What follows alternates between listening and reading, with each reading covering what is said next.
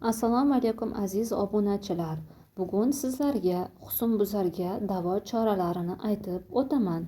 Husnbuzarlar asli nimalardan paydo bo'ladi?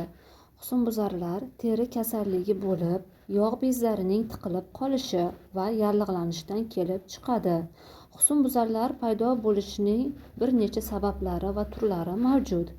Birinchisi jinsiy yetuklik davrida, ikkinchisi ayollarda oy ko'rishdan oldin, uchinchisi homiladorlikdagi gormonal o'zgarishlar, to'rtinchisi ba'zi kosmetikalar ya'ni yog'li kremlar tufayli, beshinchisi ovqatlar orasida yog' va yod moddasining ko'payib ketganligi va oxirgisi har xil dori vositalari tufayli paydo bo'ladi.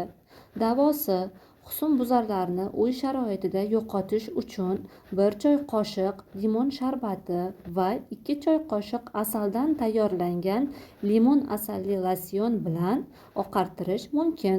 Losyonni bir haftada 2 marotaba qo'llash tavsiya etiladi. Agar video sizlarga ma'qul kelgan bo'lsa, talab-istaklaringizni kommentariyada yozib qoldirishingizni so'rayman. Salomat bo'ling.